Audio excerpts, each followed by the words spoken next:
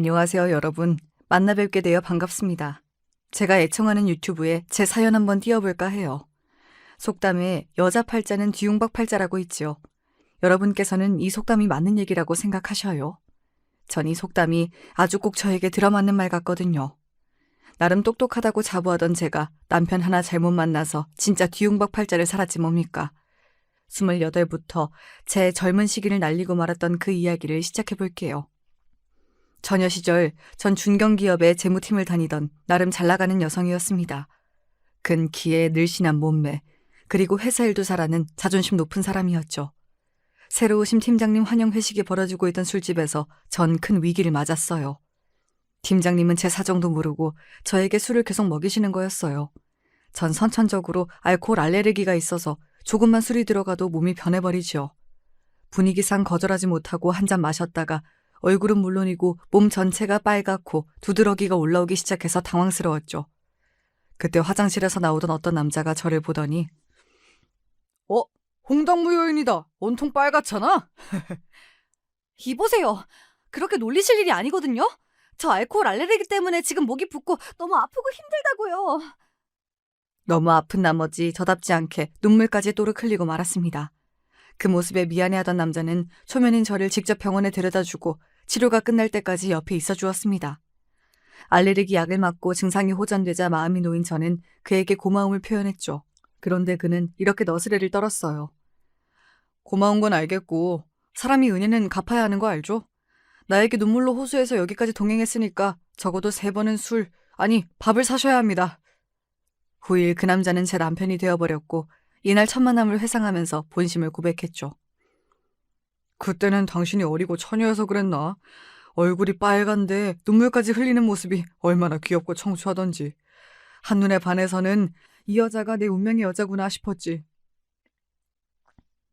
그리고 뒤이어 머리를 한 대 쥐어받고 싶은 말도 했지만요. 근데 지금은 여자가 왜 이렇게 억세고 귀여운 맛이 없어? 제대로 술을 배워볼 생각은 없을까? 당신이 술도 못하니까 같이 놀아도 재미가 없다고.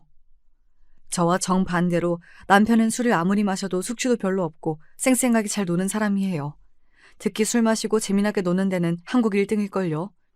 이게 집안 내력인지 남편의 여동생인 시누이 시어머니까지 시댁 집안 분들 다 술 좋아하고 유흥을 좋아하는 사람들입니다. 모였다 하면 술 마시고 알 수 없는 게임들을 해가면서 정말 재밌게 노는 것이 특기죠. 일례로 몇 년 전 친정 부모님이 오랜만에 상경해서 저희 집에 들리셨는데 일찍 퇴근하겠다던 남편은 감감무소식이었어요. 아유, 애들 아빠가 회사 일로 바쁜가 보지. 괜히 우리 왔다고 퇴근하지 마라. 이만 고향에 내려간다. 이렇게 부모님은 사위 얼굴도 못 보고 가셨고 성이 잔뜩 난 채로 남편에게 전화해보니 우리 마누라, 나 지금 우리 집에 와 있어. 왜이긴? 우리 엄마랑 선영이랑 가족 단합회 겸 밥 먹고 술 마시고 있지. 시댁 가족끼리 참 사이가 좋고 화목하구나 싶어 결혼 초기에는 긍정적으로 보였지만 친정 부모님과 약속도 무시하고 부어라 마셔라 술판일 것이 뻔해서 짜증이 올라왔습니다. 제 속도 모르고 이미 취한 남편은 저보고 시댁에 건너와서 같이 놀자고 했죠. 지금 방에서 자고 있는 우리 애들은 어쩌고. 당신이나 열심히 놀다가 오셔. 내일 꼭 우리 부모님께 회사에서 바빠서 못 뵙게 되어 죄송하다고 연락드려. 아니나 다를까 남편은 얼마나 늦게까지 놀았던지 회사에 지각하고 말았지요. 우리 남편은 좋게 보면 성격이 화통하고 유쾌한 남자이지만 나쁘게 보면 유흥을 즐기고 술과 바깥 생활을 즐기는 풍은아와 같았습니다. 남자들 흔히들 하는 핑계 있죠. 바깥 일하고 사회에 있다 보면 술 마시는 일은 의뢰 있지. 그런데 요즘 시대는 많이 바뀌었답니다. 저도 지금 과장 직급으로 회사 후배들을 대할 때면 깜짝깜짝 놀라요. 갑작스러운 회식을 잡기란 하늘의 별 따기이며 회식 자리에서 상사가 부하에게 술 한 잔이라도 강요하면 바로 다음날 인사과에 고발하니까요. 술 관련 사건 사고가 직장에서 많이 벌어지다 보니 회사 차원에서도 술자리 회식은 자제하라는 분위기입니다. 그래서 점심시간에 외부에서 식사하는 것을 회식으로 대체하는 문화가 널리 퍼졌죠. 물론 이런 간단한 회식조차 거부하는 이기적인 젊은 사원도 있습니다. 과장님, 점심시간은 제 개인적인 시간입니다. 제 시간을 뺏는 점심 회식은 갈 수 없겠네요. 이렇게 카카오톡 메시지 한 줄로 단칼에 거부하는 적도 있어서 후배들 눈치 봐가면서 회식을 잡아야 하죠. 이런 기업 문화에서 남편 말 맞다나 직장 일 때문에 술 마시고 다닌다? 이야말로 어불성설이 따로 없지요. 술 좋아하는 남자야 주변에 많이 있으니까 이쯤이면 저도 참고 넘어가겠어요. 구독자 여러분 중에도 그런 남편으로 곤욕을 당한 분들은 이해하실지 모르겠지만 남편은 술자리에 여자도 함께 마시는 저질 문화를 좋아합니다. 멍청하게 연애할 때는 왜 이런 점을 몰랐는지 모르겠어요. 어찌나 철두철미한지 저와 데이트를 마치고 집에 가는 척 속이고 친구들과 야심한 시각에 술 마시고 새벽까지 놀았던 것이죠. 신혼 때는 순진하게도 보통의 술집에서 친구들과 마시는 줄 알았더니 어느 날 친구와 통화하면서 이렇게 얘기하는 겁니다. 야야, 지난번 그 노래방은 별로였어. 술 종류도 몇 개 없고 온다는 도움이 될 수질이 진짜 영 아니더라. 그중 한 명은 거의 50대 아줌마던데? 결혼 1년 차에 남편이 도움이 있는 노래방에서 술 마시는 것을 잡아냈고요. 결혼 2년 차에 룸사롱에서 술김에 잘못 긁은 카드값을 보고 이미 진작부터 그런 곳을 출입하는 남자라는 것을 알게 되었습니다. 우리 애들이 젖먹이 아기였던 시절 이 문제로 남편과 하루가 멀다 하고 싸웠어요. 또 이 인간은 일이 벌어지면 사과를 꾸벅 잘하고 다시는 그러지 않겠다고 빌었습니다. 제가 아무리 화가 났다 해도 그의 애교에 녹아버려서 며칠 뒤면 풀리고 말았죠. 하지만 바람은 참을 수 없었습니다. 남편의 차에서 새빨간 여자 립스틱을 발견하고는 화가 머리끝까지 나서 아주 시모에게 가서 일러 바쳤어요. 우리 남편이 술만 좋아하는 게 아니에요. 옛날부터 룸사롱 노래방이며 여자 끼고 술 마셨던 사람입니다. 그런데 이제 바람까지 피우고 다니는 것 같다고요. 전 이것만은 눈 감아줄 수 없습니다. 어머님께서 단단히 혼내주세요. 제 예상과 달리 시모는 눈 하나 깜짝하지 않았습니다. 아이고, 시 도둑질은 못한다더니만 제 아비 젊을 때 하던 짓을 그대로 하네. 자고로 남자가 술, 도박, 여자 이 중에서 한 가지 문제만 갖고 있으면 다행이다. 다 그러고 살아. 네가 남편 술 문제에 부들거리니까 오히려 남편이 너한테 기눌려서 그런 거 아니겠냐? 아량으로 남자 품고 살다 보면 다 제 마누라에게 돌아오게 되어 있어. 막말로 우리 애가 남의 집 여자랑 입 맞추기랬냐 여관을 갔냐? 아니, 어머님은 시아버님 때문에 그리 속 썩으셔놓고 아들은 괜찮다는 말씀인가요? 확실한 거 아니면 괜히 의심해서 부부싸움 키우지 말라는 게지. 의부증이라는 것도 있지 않냐? 우리 애가 워낙 잘생기고 여자들이 따라야 말이지. 도리어 시모는 흐뭇하게 자기 아들을 보며 웃고 있는 거 아니겠습니까? 전 미치고 팔짝 뛰겠지만 여자 물건이 발견된 것만으로는 남편이 바람을 피웠다는 확신을 굳히긴 어려웠습니다. 그 립스틱 회사에 가져가니까 밑에 여자들이가 자기 거라고 하더라고. 지난번에 같이 거래처 갈 때 내 차에 탔는데 아마 그날 떨어진 모양이야. 내가 술집 다니면서 당신 속썩이긴 해도 당신 두고 절대 바람은 안 피운다고. 제가 발견했던 것 외에 다른 증거는 찾을 수 없었고 남편도 전과 다른 모습을 별로 보이지 않았어요. 그래서 바람피지 않았다고 호언장담하는 남편의 말을 믿고 넘어갈 수밖에 없었죠.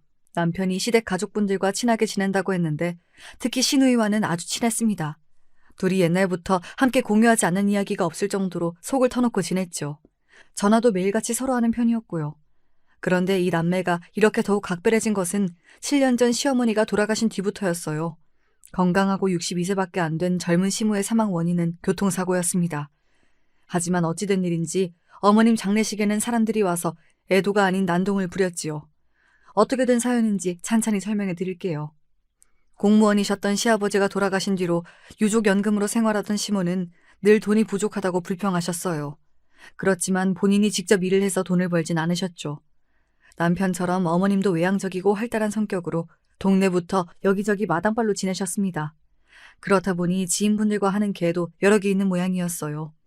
가끔 제가 안부 전화를 드리면 어디 개모임에 나와서 갯돈 수금하느라 바쁘니 나중에 통화하자고 하시며 급히 통화를 끊으셨거든요. 개를 해본 적이 없는 저는 그게 무슨 돈이 되나 싶어서 의아했지만 저희에게 돈 내놓으란 말씀 안 하시는 것만으로도 다행이다 싶었죠. 그러던 어느 날 갑작스러운 어머님 부름으로 회사 일을 마치자마자 시댁에 달려갔습니다. 남편과 시누이 그리고 시모는 잔뜩 긴장한 표정으로 심각한 이야기를 나누고 있었어요. 도대체 얼마나 들고 가시길래 도망까지 쳐야 하는 건데요. 얼마 동안 나가 계실 거예요? 내가 하던 갯돈을 다 합치면 2억 8천만 원이나 된다. 이번 기회 아니면 이런 큰 돈 내 평생 못 만져볼 거야. 하늘이 내려주신 복이라고. 엄마, 괜찮으시겠어요? 그 사람들이 경찰에 신고도 하고 전국 방방곡곡 찾아다니면 도주하는 것도 한계가 있을 텐데. 걱정 붙들어 매. 내가 그 사람들한테 잡혀서 깜방 가느니 그 자리에서 콱 죽고 말지. 저기 내가 다니는 사찰 승려님한테 부탁해 놓았어. 당분간 절에서 은둔하고 지낼 테니 너희들도 그런 줄 알고 이 엄마 찾지 말고 있어라. 남편과 시모는 울면서 자기 엄마를 배웅하고 시모는 여행 가방 하나 달랑 들고 잽싸게 나가버리셨습니다. 갯돈을 들고 튀면 많은 사람들이 피해를 보는 일종의 사기 범죄와 같은데 남편은 자기 엄마 끼니나 걱정하고 죄의식은 조금도 보이지 않았습니다. 그렇게 잠적해버린 시모는 불과 열흘 만에 싸늘한 주검이 되어 나타나고 마셨어요. 병원 응급실 연락받고 가보자 하얀 천으로 얼굴까지 가려져 있었지만 너무 끔찍한 모습이라 전 차마 확인할 엄두가 나지 않았습니다. 무단 횡단을 하시던 중 맞은편에서 오는 트럭을 미처 피하지 못하시고 그만 그 자리에서 이미 사망하셨던 것 같습니다. 그곳에는 어머님 동네에서 몇 번 뵈었던 상인 두 분도 같이 계셨어요. 그 사람들은 갑작스러운 비보로 슬픔에 잠겨있는 우리에게 와서 이렇게 얘기하는 겁니다. 당신들이 저 여자 자식들이지? 그럼 우리 개돈 들고 튄 여자에게 뺏긴 돈 당신들이 내놔! 지금 돌아가신 분 앞에서 무슨 상스러운 소리야. 우리 엄마가 교통사고로 갑자기 돌아가신 마당에 돈은 무슨 돈? 그래, 당신 엄마는 하늘에서 벼락 맞은 개지. 남의 피 같은 돈 훔쳐서 달아났다가 우리에게 딱 걸려서 도망치다가 저꼴이 되어버렸잖아. 남편은 상인 아저씨 말을 듣고 폭주하기 시작했어요. 그럼 당신들이 우리 엄마를 저 지경으로 만들었단 얘기야? 아들인 내가 너희도 똑같은 꼴 만들어주지? 아이고 불쌍한 우리 엄마. 빚쟁이 피해 도망치다가 목숨까지 잃으셨어. 병원 안은 순식간에 아수라장이 되었습니다. 너희들 때문에 우리 엄마가 돌아가시고 말았다며 남편은 주먹을 휘둘러서 경찰서에 끌려갔어요. 시누이는 통곡하고 울고 있지 남편은 폭행건으로 조사받으러 가버렸으니 남은 며느리와 사위가 시어머님 장례식을 준비할 수밖에 없었죠. 그렇지만 장례식장을 찾은 분들은 애도하는 분들보다 돈 내놓으라면서 시모를 욕하는 사람들이 더 많았습니다. 어머니의 죽음은 너무 안타까운 일이었지만 이 광경을 보고 있노라니 사람이 생전에 잘 살지 못하면 그 떠나는 길은 치욕스러워진다는 교훈을 얻었죠. 이렇게 허망하게 시모를 보내고 나자 이제 남편의 친족은 여동생인 시누이뿐이었습니다. 그 후로 두 남매는 더욱 서로를 의지하고 없어선 못 사는 사이가 되었죠. 부천에 살던 시누이는 자기 남편을 꼬셔서 서울 우리 동네에 이사까지 왔습니다. 같은 아파트 단지에 살다 보니 시누이는 더욱 우리 집과 자주 왕래했어요. 가족끼리 가까운 곳에 살면서 지내면 저는 더 좋을 줄 알았습니다. 그렇지만 시누이를 가까이서 지내보니 시누이는 이기적이고 아나무인인 행동을 자주 보였어요. 그저 장난꾸러기 정도로만 생각했던 시누이의 두 아들들도 생각보다 문제가 많았고요. 우리가 살던 동네는 맨 땅의 주거단지로 개발된 지 얼마 안 되었고 아파트 단지가 세 군데뿐이라 동네가 아주 좁은 편이라고 볼 수 있습니다.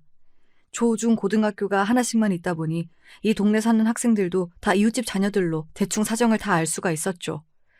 초등학교 3, 4학년이던 시누이의 아들들은 주변 친구들을 괴롭히고 자주 싸움을 일으키는 소위 문제아였어요. 동네 엄마들을 통해 이러한 소식을 듣고 있지만 남편에게 말하면 하여튼 할 일 없는 아줌마들끼리 입방 하나 찍고 문제야 문제. 우리 조카들이 씩씩하고 활달하고 남자애들이 그만하면 되었지 뭐.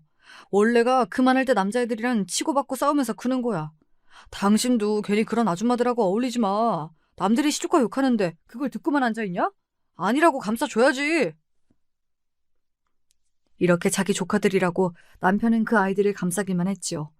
하지만 제가 보는 관점에서도 시조카들은 문제가 많았습니다. 시누이는 전업주부가 무슨 외출이 그리 잦은지 애들이 집에 있을 저녁 시간에도 어딘가로 나가 있었어요. 그래서 시누이 애들은 배고프면 자연스럽게 초인종을 누르고 우리 집에 그냥 들어옵니다. 자식과 다를 바 없는 조카들에게 밥 주는 것이 외숙모로서 무엇이 어렵겠습니까? 그런데 이 애들은 예의라고는 눈꼽만큼도 없어요. 집에 들어온 애들은 인사를 하지도 않고 다짜고짜 투정부터 부립니다. 외숙모! 고기 구워주세요! 고기요! 이렇게 식탁을 숟가락으로 쳐대면서 고성의 노래부터 시작해요. 동우야, 그건 식탁 예절이 아니야. 숟가락에 붙은 밥풀이 사방으로 튀잖니. 고기는 엊그제 구워줬으니 오늘은 된장찌개랑 생선구이 먹을 거야. 싫어! 나 고기 안 주면 밥 안 먹어요. 그리고 우리 엄마한테 다 이를 테야. 좋게 타일러분들 초등학교 4학년짜리 애가 이렇게 버릇없이 반찬 투정이나 해요. 우리 애들 같으면 벌을 세우거나 손바닥 맴매라도 해서 훈육시키겠지만 시누이 아들을 어떻게 그리하겠어요. 게다가 영악한 시조카는 저가 아쉬우면 꼭 자기 엄마한테 이른다고 합니다. 어른에게 그렇게 협박하면 자기 말을 잘 들어줄 거라는 생각까지 하다니 더욱 얄미웠어요. 사실 시조카에게 몇 번 훈육이랍시고 잔소리했다가 신우이와 대판 싸워서 제가 시조카들에게 잔소리도 자제하고 있었거든요. 우리 집에 와서 소파나 안방 침대 등 죄 돌아다니면서 들썩이고 다니더니 결국 우리 딸이 아끼는 꽃병까지 깨뜨리자 결국 시조카들을 불러 앉혔습니다. 집에서는 이렇게 방방 뛰는 거 아니야. 여긴 아파트라 사람들에게 피해 끼치지 말고 조심하며 지내야지. 게다가 여기는 삼촌네가 사는 집인데 남의 집에서 이렇게 놀면 실례인 거다. 너희들 누나한테 사과는 했어? 아니요? 뭐 꼭 사과까지 해야 하나? 외숙모 치킨 시켜주세요. 뛰었더니 배고파. 너희들이 반성하는 모습을 보일 때까지 치킨은커녕 집에도 안 보낼 거야. 여기에서 반성문 쓰고 있어. 이렇게 종이와 펜을 가져다주고 조카들이 반성문을 쓸 때까지 기다렸습니다. 하지만 아이들은 코를 파고 졸면서 도무지 반성하는 모습이 보이지 않았어요. 그렇지만 훈육이 필요한 아이들에게 전 잔소리하면서 반성문에 겨우 몇 자라도 쓰고 나서야 집에 보내줬습니다. 아이들이 자기 집으로 돌아가고 몇 분도 안 되어서 신우이가 우리 집에 분노로 코를 벌렁거리며 왔어요. 세훈이, 지금 우리 애들을 쥐잡듯 잡았다고 하고 애들이 기가 팍 죽어왔잖아요. 언니가 뭔데? 엄마인 나도 귀하게 키운 우리 아들들을 네가 뭔데 혼을 내? 이성을 잃고 저에게 반말까지 섞어대며 악다구니를 쓰는 신우이에게 전 침착하게 얘기했습니다. 아가씨, 나 우리 조카들에게 심하게 군 거 없어요. 집을 이렇게 아수라장으로 만들고서는 미안하단 사과 한 번 안 하길래 고작 반성문 쓰라고 한 것뿐이야. 그거 뭐 지혜방에 있는 꽃병 하나 깼다고? 쪼잔하게 그게 얼마나 된다고. 얼만데? 내가 돈으로 주면 될 거 아니야. 고모, 맨날 공으로 애들 봐주시는 우리 엄마한테 그러시면 안 되죠. 동우 걔는 저번에도 내 인형 코 찢어놓고 미안하단 말도 없이 가버렸잖아요. 이럴 때 적어도 사과는 해야 하는 거 아닌가요? 너 지금 고모한테 버릇없이 뭐라고 하는 거야? 어? 아주 속 좁게 구는 것이 제 어미의 제 딸이네. 야, 그거 고모가 돈으로 다 줄게. 얼마인데? 고모네 아들들이 망가뜨린 거 모두 다 합쳐서요? 20만 원도 넘을걸요? 지혜야, 아무리 억울해도 너희 고모야. 어른한테 그렇게 말하면 못 써. 어서 방으로 들어가렴. 제 말에 딸은 억지로 화를 누르고 자기 방에 들어갔습니다. 딸의 마음을 모르는 바 아닙니다. 천방지축 사촌동생들 때문에 우리 딸이 그동안 참은 일이 많았죠. 한참 사춘기에 접어들어 예민한 여자의 방에 조카들이 함부로 들어와서 지혜 속옷을 갖고 돌아다니고 놀리는 통에 눈물까지 흘렸고요. 그나마 조카들이 지혜 누나는 무서워해서 이 정도였고 우리 둘째 아들은 그놈들에게 몸장난을 심하게 당해서 멍들고 아끼는 장난감까지 뺏겨야 했으니 말썽의 정도가 심했죠. 아가씨가 애들 교육 제대로 시켜서 보내면 나 아무 말도 안 해. 그런데 애들이 잘못해도 엄마가 싸고 돌기만 하니까 점점 더 버릇이 없어진다는 생각도 해야지. 지금 동우, 동재 이 동네 소문 어떻게 났는지 몰라? 동네 애들이 다 피하잖아. 어느 누가 내 아들들에게 그딴 소리를 내? 누가 하기는. 내가 여기 초등학교 학부모 회장인 거 몰라? 선생님들 사이에도 유명해. 동우한테 맞은 애들, 동재한테 괴롭힘 당한 애들 너무 많고 매해 학부모들이 걔네랑 같은 반 안 되게 해달라고 학교에 찾아온다고. 눈이 있으면 보고 귀가 있으면 좀 들어. 지난달에도 동우 담임 선생님이 학교폭력일로 부르셨다지 아마? 그동안 참고 있던 말을 주르륵 신우이에게 쏟아내니 신우인 명명백백한 사실들의 폭격에 할 말이 없어져서 증오하는 눈빛으로 노려보고 돌아갔습니다. 그동안 저도 저희이지만 우리 애들이 시조카에게 당한 일이 많아서 답답했는데 이렇게 할 말 다 하고 나니 속 시원했어요. 시어머니부터 남편, 신우이까지 시댁 사람들은 바람 잘 날이 없었습니다. 그런 시댁 챙기고 애들 건사하며 살다 보니 중년의 나이가 되도록 친정 부모님께 딸 노릇도 잘 못하고 살았어요. 명절이랑 생신마다 고향에 내려가서 하룻밤 자고 올라오는 것이 다였으니까요. 우리 부모님은 본디 모든 일을 스스로 하시고 자식에게 아쉬운 말씀 한 번 안 하신 분들이었습니다. 그래도 제가 참 잘못했어요. 아무 내색 없는 부모님이라고 해서 힘든 일이나 속사정이 분명 있으셨을 것을 자식인 제가 자주 여쭤보고 더 살펴드렸어야 했는데 제가 이렇게 뒤늦게 후회하는 이유가 있습니다. 2년 전 회사에서 있는 저에게 갑자기 아빠가 찾아오셨어요. 아빠, 연락도 없이 갑자기 어떻게 서울에 오신 거예요? 엄마 없이 혼자서 오셨네. 어디 약속이 있으셨어요? 아, 그런데 몇 달 만에 뵌 아빠의 얼굴은 정말 말이 아니었습니다. 얼굴이 까맣고 살도 어찌나 빠지셨는지 처음에는 몰라볼 뻔했지요. 너희 엄마는 나 혼자 여기에 온 거 모르고 있어. 근처 병원에 왔다가 우리 딸 얼굴도 보고 내 기니 할 얘기가 있어서 왔다. 많이 바쁘냐? 어딘지 그윽하고 슬픈 아빠의 눈빛만으로도 범상치 않은 일이 일어났음을 눈치챌 수 있었습니다. 오늘 병원에서 17cm나 되는 암이 자리 잡고 있대. 간암 3기에서 수술 개복해봤을 때 어쩌면 4기까지 갈 수도 있다고. 그 정도면 거의 말기인데 고통이나 증상 없으셨어요? 왜 이렇게 늦게야 발견하신 거예요? 치료는 어떻게 하시려고요? 내시경 검사 해봐야 알겠지만 다른 곳에 전이가 안 되면 다행. 하지만 유관상 몇 군데 전이된 흔적이 보여서 의사는 안 좋게 예상한다더라. 길어야 몇 개월 남았다고. 여기 오면서 고민해봤는데 이 지경이 돼서 항암 치료 받겠다고 몸도 나쁜 너희 엄마 데리고 병원 다니긴 싫다. 그냥 지금 고향에서 살 만큼 살다가 가고 싶어. 자식으로서 안타까운 마음에 아빠가 항암 치료와 수술을 받으시기를 한참 동안 설득했습니다. 그렇지만 이미 친정아빠는 마음을 굳히신 듯 보였어요. 어쨌든 너 바쁜데 여기까지 찾아온 것은 너에게 당부하고 싶은 말이 있어서이다. 남동생이 있다지만 그 녀석은 자기 꿈을 쫓아서 타지로 가버린 아이 아니겠니? 지금 내가 믿을 사람은 우리 맏딸 뿐이야. 내가 떠나면 너희 엄마가 혼자 어떻게 살지 걱정이야. 그러니 네가 엄마를 모시고 좀 살아다오. 우리 아버지는 그런 분이셨습니다. 늘 가족만 생각하며 사시다가 삶의 끝에서 자신을 모두 내어주실 만큼 헌신적인 분. 그렇지만 지금만큼은 그런 아빠가 너무 원망스러웠어요. 아빠를 잃고 난 자식 마음 따위 몰라주시고 주변 신경 쓰지 않게끔 깔끔하게 정돈하고 저 세상으로 가버리겠다는 말씀 아닙니까? 아빠, 지금은 떠나신 뒤에 얘기하실 때가 아니고 얼른 병원에서 치료받고 아빠 몸 건강 찾으실 것만 신경 쓰셔야죠.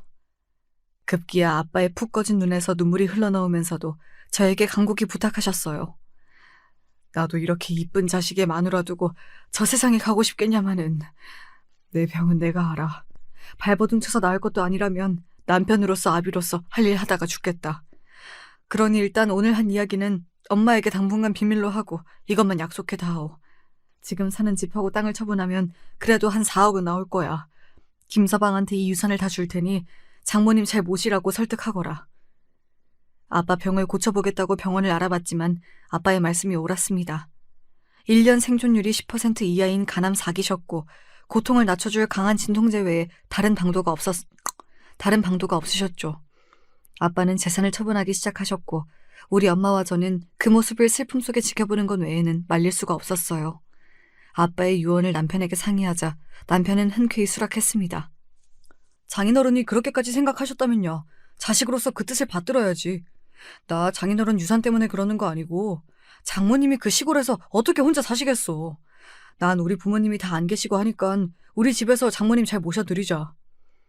술 문제로 속만 썩이던 남편이 이렇게 듬직하고 믿음직스러운지 미처 몰랐어요. 그런 남편에게 마음속 깊이 고마워하면서 아버지 가시는 날까지 주말마다 찾아뵈었습니다. 아버지는 약 100일 만에 고통으로 신음하시다가 결국 숨을 거두시고 말았어요. 그분의 생전 뜻대로 친정엄마를 우리 집으로 모셔와서 함께 지내기 시작했죠. 친정엄마와 동거하고 얼마 뒤 남편은 저에게 넌지시 물었습니다. 그런데 말이야, 장인어른 유산은 언제 입금되는 거야? 갑자기 그 돈은 왜? 절차도 있고 세금 부분도 있고 정확히 언제일지 몰라. 당신 돈 필요해? 사고 쳤니? 아니, 그럼 돈 싫어하는 사람이 세상에 있어? 장모님이 여기 계시면서 불편하기도 해서 나 아예 회사 근처에 작은 원룸이라도 마련할까 봐. 술 먹고 늦게 들어오는 것도 눈치 보이고. 사람이 이럴 순 없습니다.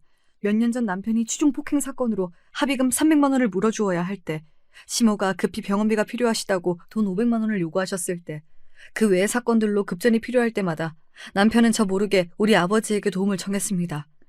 저에게 말하면 면이 안 설까 봐서 장인어른에게 빌렸다고 뒤늦게 변명했지만 참 한심했죠. 그 은혜를 생각하면 아버지 유산이 없더라도 남편은 사회 노릇을 해야 한다고 생각해요. 막상 친정엄마와 함께 사는 동안 제가 없을 때 엄마 식사 챙겨드리는 일이나 병원을 모시고 가는 일조차 도와준 적이 없는 남편이 원망스러웠습니다.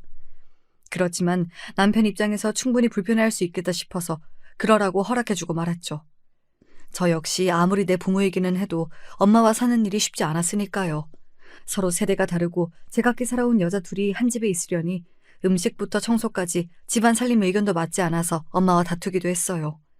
아빠가 아프시기 훨씬 전부터 엄마는 허리 디스크와 폐질환을 앓고 계셨습니다. 이 때문에 엄마를 병원에 자주 모시고 가야 하고 복용하시는 약도 많았죠. 하루에 몇 시간씩 와서 봐주는 도우미도 구해봤는데 요즘 분들은 집에 환자가 계시면 또 꺼리신다고 하며 금방 그만두곤 했어요. 직장 다니는 제가 아픈 친정엄마를 모시며 사는 것은 결코 녹록지 않았습니다. 툭하면 자기 애들 맡겨놓고 다니던 신우이는 우리 엄마가 오신 뒤로는 잘 찾아오지 않더군요. 어느 날 동네에서 놀던 시조카들을 발견하고 반가운 마음에 떡볶이 사주며 근황을 물었습니다. 우리 동우랑 동재는 외숙모 집을 그렇게나 좋아하더니 요샌 통 안 오네? 갑자기 오기 싫어졌어? 우리는 괜찮은데 엄마가 못 가게 해요. 그 집에 기침하는 늙은이 계신다고 거기서 폐병 옮을 수 있으니까 절대 가지 말래요. 누가 제 머리를 둔기로 내려친 듯이 정신이 어지러웠습니다. 아무리 제 집에서 자식들에게 하더라도 저렇게 정떨어지게 말할 수 있는 것인지. 우리 엄마 폐주라는 누구에게 옮기는 병도 아닐 뿐더러 사돈 어른을 늙은이라고 낮추어 부르다니 괘씸한 신우이였습니다. 거기에 더해서 친정엄마를 모신 지 한 달 만에 남편은 말을 바꾸고 나왔습니다. 나 더 이상 못 참겠어. 장모님 다른 데 집 얻어드리고 따로 살자. 당신은 주로 회사 근처 원룸에 머물고 가끔 집에 오잖아요. 그래도 불편해요? 세상에 아픈 장모님 모시고 사는 등신 같은 놈이 어디에 있냐? 나는 건강한 분이실 줄 알았지. 이렇게 간호가 필요하신 양반인 줄은 까맣게 몰랐다고. 오히려 내가 당신과 장인어른께 사기당한 기분이야. 무슨 말을 당신도 참... 사기라뇨. 우리 아빠가 유산 주시는 조건으로 우리 엄마 모시기로 했던 거 기억 안 나요? 그럼 엄마 내보내고 그 유산 포기하면 되겠네. 별, 뚱딴지 같은 소리 다 하네. 내가 언제? 나 그런 적 없는데? 법정 상속인이니까 유산은 당연히 물려받는 거고 장모님 모시는 건 다른 일이지. 당신이 정 못하겠다면 나랑 이혼하고 혼자 모시고 살던가. 참 희한한 일이었습니다. 불과 몇 달 전까지만 해도 유산이 아니어도 장모님 모시겠다던 남자가 모신 지 한 달 만에 이렇게 돌변하다니 말이에요. 막말로 어머님 수발 들고 모신 것은 다 제 몫이었지 남편이 도운 일도 없었거든요. 정말 억울했습니다. 이 남자는 정말 저랑 이혼할 각오까지 하고서 내뱉은 말이었을까 반신반의했죠. 하지만 남편은 진심으로 내뱉은 말이었던 모양입니다. 금방 이혼 서류를 보내겠다는 말을 남기고 당장 자기 짐을 싸서 집에서 나가버렸거든요. 이런 사단 중에 누구보다 걱정스러운 분은 우리 엄마셨어요. 얘야, 나는 혼자 나가서 사는 편이 더 좋으니 어서 김서방 잡아라. 내가 나가면 된다, 내가. 아픈 엄마 때문에 딸이 이혼을 하다니 그런 말도 안 되는 일이 있어서는 안 돼. 저와 남편과의 불화를 엄마 자신의 탓으로 돌리면서 한탄하고 계셨어요. 엄마 말대로 저는 급히 남편 뒤를 쫓았습니다. 엘리베이터를 타고 지하 주차장으로 향하는 문이 열리자 거기 서 있는 우리 차 앞에서 남편과 신우이가 보였어요. 아니, 유산도 포기하고 세연이랑 이혼하는 게 다 그 여자 때문이라고? 그 여자가 누구지? 생각지도 못한 신우이의 얘기에 전 재빨리 몸을 숨기고 남매의 대화를 엿듣기 시작했죠. 그래, 나도 유산 4억은 아깝지만 그 여자에 대해 진심이야. 그냥 여자들 데리고 노는 수준이 아니라 나 이 여자가 좋아서 미치겠어. 지금 사는 원룸으로는 만족 못하겠대. 우리 아파트에 들어가서 살고 싶으니까 본처 내보내라고 아니면 떠나버리겠다는데 내가 어쩌겠냐? 이 바보 멍충아. 아무리 여자가 좋아도 그렇지. 남편은 다름 아닌 상간녀 때문에 이혼을 결심했던 것이었습니다. 그것도 모르고 저와 엄마는 남편에게 미안한 마음으로 잡으려 했다니. 어떻게 이렇게 천치 같을 수가 있죠? 그나마 신우이는 정신이 제대로 박혔는지 자기 오빠를 설득할 줄 알았습니다. 그런데 여자 때문에 이성을 놓치지 말라고. 제살 분할권? 그런 게 있잖아. 그러니까 세연이랑 갈라서더라도 지금 사는 집이랑 세연이 친정유산 반씩 나누고 나서 이혼하란 말이야. 비싼 변호사 구해서 그 사돈 어른 때문에 이혼하는 것처럼 꾸며내. 오히려 우리 유산까지 받아내고 이혼하려며 부추기는 신우의 말까지 듣고 나니 세상에 믿을 사람 하나 없다 싶더군요. 밝혀진 남편의 바람은 저에게 큰 충격을 주었고 더 이상 듣지 못한 채 정신 나간 여자처럼 12층 집까지 계단을 뛰어서 와버렸습니다. 김서방 걱정하시는 엄마에게 아무 일 없을 거라며 거짓으로 안심시켜드리고 전 욕실에 들어갔습니다. 다 죽여버릴 거야. 너희 남매 모조리 다. 샤워기를 크게 틀고 그 물소리에 묻히라는 심사로 악을 썼습니다. 그렇게 증오하고 또 증오하며 그들에게 복수를 계획했죠. 신우이가 바람피고 다니는 사실을 우리 동네에 모르는 사람은 없었습니다. 바보같이 착하기만 한 고모부가 불쌍하다고 동네 여자들이 입을 모을 지경이었으니까요. 미안하지만 우리 고모부도 이제 현실을 직시해야 할 때가 왔습니다. 다음날 제 입으로 고모부에게 진실을 폭로하고 말았어요. 동우 외숙모께서 야심한 시각에 연락을 다 주시다니 무슨 일 있으십니까? 네, 만나서 할 이야기겠지만 일단 상황을 간단히 알고 계셔야 할 것 같아서요. 지금 동우 엄마 집에 없죠? 오늘 동훈의 학부모 엄마들끼리 모임이 있다고 나가서 안 들어왔어요. 그렇군요. 오늘은 그 핑계를 대고 나갔군요. 제가 동우 초등학교 학부모 회장이고 동네 사정 잘 알고 있으니 의심 말고 들으세요. 동우 엄마는 여기저기 남자들과 만나고 다니면서 유부녀로서 해선 안 될 짓을 지속해왔습니다. 아마 지금은 요 앞 스크린 골프장에서 일하는 사람하고 노닥거리고 있을 거예요. 동네 사람이 2시간 전에 거기서 동우 엄마 봤다고 알려주더군요. 처음엔 고모부가 쉽게 제 말을 믿으려고 하지 않았습니다. 그래서 그동안에 신우가 했던 많은 불륜 사건 중 몇 가지만 설명하고 나니 점점 제 말을 믿더군요. 결국 제 말을 확인시켜주기 위해 고모부와 스크린 골프장에 쳐들어갔습니다. 너희 자식, 네가 뭔데 남의 마누라 옷 속에 손을 집어넣고 있냐? 너희들 무슨 사이야? 뭐야? 당신이 이 아줌마 남편이라도 돼? 여보, 제발 그만 좀 해. 동네 창피하게 여기서 뭐하는 짓거리야? 진정하고 내 말부터 좀 들어봐. 하지만 고모부는 자기 아내를 더듬은 장면을 목격한 뒤로 이성을 잃고 그 불륜남에게 주먹까지 날리고 말았습니다. 불륜남은 외마디 비명을 지르고 바닥에 쓰러졌고 그 이후 그곳은 난리통이 되어버렸습니다. 고모부와 불륜남은 서로 뒤엉켜 싸움하다가 결국 주민신고로 경찰이 와서 그 자리에 있던 3사람을 모두 연행해 갔지요. 저는 그 장면 모두를 촬영해서 동네 아파트 단톡방에 올렸습니다. 그래야 신우이가 어떤 사람인지 모든 사람에게 까발려지고 창피해서 이 동네에서 나가고 말 테니까요. 웃긴 일은 그 장면을 목격한 사람은 저뿐 아니라 동네 사람 여럿이었고 그날 우리 동네 단톡방은 목격자들의 증언과 신우이에 대한 비난으로 불이 날 지경이었습니다. 그 여자 평소 행실이 정말 지저분한 거 여기 모르는 사람 거의 없을걸요? 그런 사람이 한 동네 주민이라는 게 창피하다고요. 맞아요. 우리 동네 애들이 보고 배울까 봐 걱정이에요. 또 그 집 아들들은 또 어떻고요? 작년에 같은 반이었을 때 우리 집 아이도 걔네한테 이유도 없이 머리를 맞았다고요. 하루라도 빨리 그 문제 있는 집을 동네에서 내쫓아야 해요. 신우이가 제 오라비에게 뭐라 일렀는지 남편은 전화로 저를 다그치더군요. 당신이 뭔데 괜히 여동생네 집에 끼어들어서 이 지경으로 만드는 거야? 옆편 내가 잠자코 있지 못하고? 내가 잠자코 있는다고 당신 동생이 환행륜 짓하던 게 덮어져요? 동네 단톡방 좀 보시라고요. 신우가 뭐하고 돌아다녔는지 온 동네가 알고 있어요. 고모부가 끝까지 모를 거라고 생각했어요? 자기 여동생만 두둔하면 다냐고요. 아이, 뭐 되는 일이 하나도 없네. 자말 말고 장모님이나 빨리 요양원으로 모셔. 아니면 나랑 재산 절반으로 나누고 이혼이야. 알겠어? 아무리 팔이 안으로 굽어도 그렇지. 남편은 끝까지 자기 여동생만 감싸는 못난 사람입니다. 자기가 뭐라고 하든 이미 신우이의 운명은 결정되었습니다. 신우이는 동네에서 자기를 대놓고 비난하고 벌레 보듯 하는 시선을 견디다 못해서 결국 집을 부동산에 내놓고 말았죠. 동네 사람들 때문이 아니더라도 신우네 아파트는 처분해야 하는 상황이기도 했지만요. 우리 고모부가 신우이에게 이혼 소송을 걸었거든요. 알고 보니 고모부의 사촌 형 중에 변호사인분이 있어서 소송을 빨리 진행할 수 있었다더군요. 신우이의 외도를 혼인 파탄의 책임으로 묻는 이혼 소송을 시작했다고 합니다. 그리고 폭력 사건으로 경찰서에 함께 갔던 그 불륜남에게 상간자 손해배상 소송도 할 거라네요. 어느 날 고모부는 망고 한 상자를 사들고 집에 찾아왔습니다. 지혜랑 현욱이가 망고를 좋아한다고 해서 가져와 봤습니다. 감사합니다. 동우 외숙모께서 제 인생의 은인이세요. 얘기 안 해주셨으면 멍청한 놈처럼 전 그런 여자랑 평생을... 덕분에 나락으로 떨어질 뻔한 것을 여기에서 멈출 수 있게 해주셨죠. 아니에요. 제가 단초가 되어 불행한 일을 겪으시게 한 것 같아 마음이 불편합니다. 그런데 형님하고는 괜찮으신 겁니까? 쉽사리 입을 떼지 못하던 고모부는 제가 까맣게 모르고 있던 이야기를 들려주었습니다.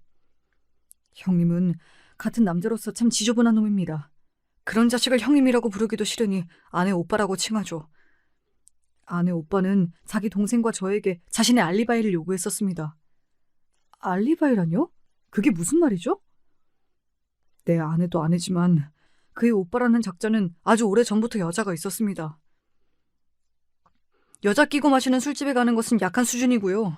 골빈 여자 만나면 그 여자 집에서 거의 동거하듯 살기도 했어요. 그렇게 외박하는 날이면 내 아내에게 심지어 저에게까지 같이 있었다고 둘러대라며 시켰습니다. 그놈은 아예 두 집 살림을 그것도 한 번도 아니고 여러 번 하고 살아왔다는 놀라운 이야기였어요. 고모부는 자신의 폭로에 경악한 저에게 무릎을 꿇고 진심으로 사과했습니다. 정말 죄송합니다. 그래선 안 되는 거였는데 동우 외숙모가 얼마나 반듯하고 좋은 분인지 저도 알죠. 하지만 아내가 강요하고 형님이 강요하는 바람에 그땐 그 방법이 지혜네 가정의 평화를 위한 일인 줄로만 알았어요. 하지만 형님은 갈수록 불륜의 수위가 높아져서 저도 더 참고 있을 수가 없었습니다. 그래서 그이가 나에게 이혼을 요구했던 거군요. 단지 친정엄마를 모시기 싫다는 이유가 아니라 살림 차린 여자가 있어서. 이제야 눈이 떠지고 남편의 행동들이 이해가기 시작했습니다. 네, 지금 만나는 여자는 고작 두어 달 전에 만난 사이 같은데 형님이 단숨에 푹 빠져서 무척 좋아하는 것 같더군요. 그 여자 전화라면 만사 제쳐두고 달려가고 무리한 요구까지 다 들어주면서 말이죠. 결혼해서 패물인 늙은 마누라보다는 30살의 팽팽한 여자와 여생을 함께하고 싶다고 분명 그리 말했습니다. 고모부가 옮긴 남편의 말은 저에게 너무 잔인한 얘기들 뿐이었습니다. 그만, 고모부, 상간녀 얘기 이제 그만해주세요.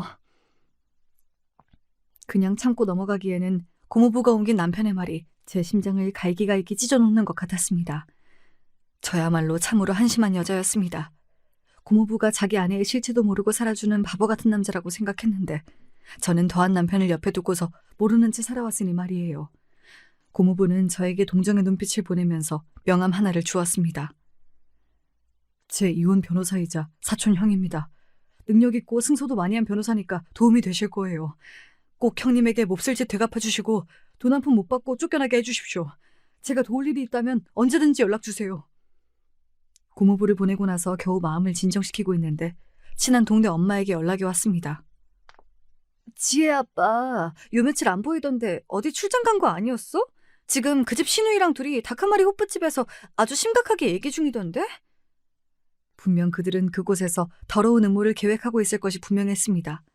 제보를 듣자마자 모자와 마스크를 쓰고 가서 그들 뒤편 자리에 앉아 염탐했죠. 그래서 변호사가 뭐래? 에이, 장인어른 유산이 법적으로 나한테 권리가 없다네. 게다가 지금 이혼하고 나면 그 유산이 오기도 전에 남남이 되는 거라서 지금 아파트 재산 분할이 고작일 거라고. 아이씨, 나 어쩌냐? 애인은 하루라도 빨리 이혼하고 아파트에 들어가자고 보채고 있는데. 아, 어쩌지? 이럴 때 가장 좋은 것은 세연이랑 그 안 싸돈 어른이 딱 살아주는 건데 뭐 방법이 없을까? 그러게, 무슨 신문 기사처럼 독약이라도 써서 보내버려야 하나. 그런데 넌 어떻게 되는 거냐? 동우 아빠가 결국 너랑 이혼하겠대?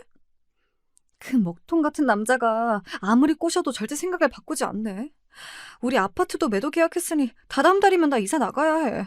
씨, 같이 놀던 놈들도 연락 두절이고 되는 일이 이렇게 없냐. 그러니까 오빠가 세훈이 유산 받아서 나도 좀 나눠줘요. 알았지? 당연하지. 우리가 누구냐? 하늘이 두 쪽 나도 네 편인 오라비가 안 도와주겠어? 아주 하늘이 감복할 남매 간의 거지 같은 의리네요. 그들의 대화를 듣고 있으니 저도 고모부도 불쌍한 배우자들이었습니다. 남편 놈이 거지꼴로 이혼할 방법을 당장 찾아야겠다는 생각에 다음날 바로 고모부가 소개한 변호사를 찾아갔습니다. 그 변호사는 제 이야기를 모두 듣더니 자신만만하게 웃었습니다. 안 그래도 사촌동생이 간곡히 부탁해서 언제 연락하시나 기다리고 있었습니다. 저에게 아주 기막힌 묘안이 있어요. 위안 부담이 있긴 하지만 그래도 들어보시겠어요? 저는 악마가 계약하자고 덤벼도 넘어갈 정도로 절박한 상황이었기에 아무리 위험하다고 해도 변호사의 이야기를 따르기로 했습니다. 그분의 묘안은 저로서는 생각지도 못한 방법이었고 정말 그대로만 한다면 결국 남편은 이혼하면서 한 푼도 건지지 못할 것이었죠. 바로 변호사는 남편의 외도를 이유로 하는 이혼 협의 소송을 청구했습니다. 이혼하고 싶어 안달났던 남편도 이를 받아들이고 소송 중이던 어느 날 남편의 전화를 받으니 다급한 목소리가 들려왔죠. 너 우리 아파트랑 유산을 몽땅 어떻게 한 거야? 우리 변호사가 재산 조회를 해보니 우리 아파트는 대출이 가득해서 남은 돈이 거의 없고 장인어르신이 남기셨다는 부동산도 몽땅 처남에게 갔다는데? 사실 그 전에 제가 무슨 일을 벌였었냐면 말이죠. 우리가 살던 아파트는 제 단독 명의로 되어 있었어요. 잦은 술 문제로 서약서까지 써놓고 결국 또 문제를 일으켜서 아파트를 제 명의로 바꾼 적이 있었거든요. 우리 아파트를 담보로 최대한 대출받고 나서 그 돈은 현금으로 모두 인출하고 어딘가에 숨겨두었습니다. 그리고 저는 한동안 강원랜드나 사설 도박장을 출입하곤 했어요. 또한 아버지가 저에게 주시기로 한 재산은 모두 동생 명의로 돌렸습니다. 명의만 빌려주고 결국은 엄마와 저에게 대부분 돌려주겠다는 동생의 협조가 있었기에 가능했죠. 전 속으로 쾌재를 부르면서 남편에게 모르는 척, 미안한 척 연기하기 시작했어요. 여보, 정말 미안해요. 당신이 나와 이혼하겠다는 얘기에 충격받고 그만 유흥과 도박에 빠져서 아파트 대출금까지 몽땅 날려버렸어요. 게다가 나 몰래 동생이 엄마를 꼬셔서 모든 재산을 자기 앞으로 상속받았다지 뭐예요? 이를 어쩌나. 우린 빈털터리가 되고 말았어요. 아니, 뭐 이런 기막힌 여편네가 다 있어? 우리 집까지 도박으로 날렸다고? 참네. 제가 이렇게 울고불고 미안하다고만 하는데 남편이 무슨 말을 더 할 수 있었겠습니까? 화만 내고 답답해하다가 전화를 끊고 말았죠. 별수 없이 통장에 있는 3천만 원만 남편이 챙기고 우리 부부는 이혼에 합의하고 말았습니다. 나중에 전 우리가 살던 아파트를 매도하고 대출금을 갚았습니다. 제가 숨겨놓았던 대출금과 동생이 가졌던 부동산을 처분하고 서울에 집 한 채를 샀죠. 마당에 있는 벽돌을 얹은 운치 있는 단독주택인데 보시던 우리 엄마가 정말 좋아하셨습니다. 1층은 우리 가족이 사용하고 2층은 신혼부부 세입자에게 월세를 놓으니 더할 나위 없이 좋았죠. 늘 고향집을 그리워하던 엄마는 종종 앞마당에서 볕도 쐬시고 이사 후 건강을 많이 회복하셨습니다. 여러모로 참 다행이죠. 아, 이혼한 남편과 시누이는 어찌 사는지 궁금하시다고요? 그들은 아주 신세 말아먹었죠 뭐. 시누이는 고모부와 갈라서고 양육권마저 빼앗겼습니다. 자기 때문에 갈라섰고 경제력도 없는 여자니까 당연한 결과였죠. 그런데 이혼 후 버릇 못 버리고 여기저기 껄떡대다가 어떤 유부남 아내에게 걸려버렸고 상간자 손해배상 소송으로 돈도 물어주게 생겼대요. 집도 절도 없이 남편 집에 얹혀 사는 주제에 말이죠. 전 남편은 어디 멀쩡히 회사 다니겠습니까? 고모부의 도움으로 함께 남편 직장에 가서 남편의 불륜 사실을 만천하에 폭로했죠. 미친 척하고 로비에서 난동을 부렸더니 금세 사장님 귀에까지 소식이 들어가서 퇴사 권고 처리되었답니다. 회사 이미지를 실추했다나요? 말이 퇴사 권고지 그냥 너 나가라는 회사의 암묵적인 경고이죠. 쪽팔려서라도 회사에 그대로 다닐 수 없었을 테고요. 그러니 월세집 살면서 직장도 없는 남자 뭐가 좋다고 상간녀가 붙어 있겠습니까? 당신은 처남이 해준 돈으로 넓은 집에서 산다지? 나는 당신 때문에 직장 잃고 집도 없이 있는데 혼자 그렇게 사니 좋냐? 진작 당신 같은 사람 떼어버리고 혼자 살 걸 그랬어. 경제적으로 풍요롭고 애들 잘 크고 당신이랑 시누이 안 보고 사니까 만사 형통이네? 너 도박으로 아파트 날린 거 진짜야? 어디다가 돈 숨겨놓고 그런 거 아니지? 만약 그렇다면 인간적으로 나 1억만 주라. 어? 내 동생 때문에 미치겠어. 좁은 집에 같이 사니까 이게 집안 살림도 안 하고 맨날 퍼져서 놀고 먹기만 해. 나가라고 해도 갈 데 없는 년이라 버티고 있는데 내가 집어넣어서 나가야지 못 살겠다. 얼마 전 남편이 뜬금없이 전화해서 이렇게 신세한탄 하더군요. 그 우애 좋던 남매도 돈 떨어지고 같이 사니까 원수가 되는 모양입니다. 남 등쳐먹을 궁리만 하던 사람이 그리 산다니까 아주 통쾌했어요. 당신은 참, 법원에서 나 돈 없는 거 다 나왔잖아. 그런데 당신, 그 여자는 어쩌고 시누이랑 사는 거야? 내 돈만 빨아먹고 달아난 년, 회사에서 잘리고 온 날 어떻게 알았는지 바로 집 나갔더라. 휘갈겨 쓴 쪽지 하나만 남기고서. 거지같이 좁은 집에 월급도 안 들어오는 늑다리, 나 없이 잘 사세요. 그 여자가 말한 게 당신 현실 맞네 뭐. 빨리 직장이나 잡고 바르게 잘 살아봐요. 애들은 내가 잘 키우고 살 테니. 그리고 이제는 우리 연락하지 말죠. 저는 냉정하게 통화를 종료해버리고 이후 전 남편과 아예 연 끊고 살고 있습니다. 한때 제 인생을 망쳐버렸던 이들의 결말을 들으신 여러분 어떠셨나요? 개똥 같고 튀다가 사고당한 시모부터 바람피고 가정 버린 남편의 시누이까지 시댁 사람들은 왜 하나같이 그 모양인지 모르겠어요. 이 사람들을 반면교사 삼아서 저는 하늘 아래 부끄럼 없이 잘 살아보렵니다. 쑥스러움을 무릅쓰고 써본 자전적인 이야기인데 더 잘 써볼 걸 하는 아쉬움이 남네요. 여기까지 들어주신 여러분 감사드립니다. 그럼 모두 안녕히 계세요.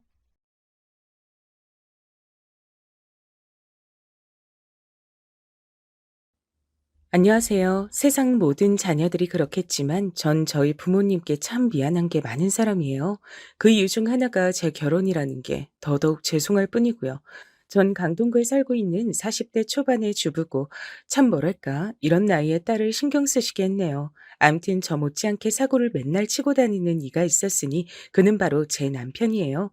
차라리 제 자식이라면 어떻게건 품고 살아볼 텐데 요건 어떻게 해야 될지 모르겠어요.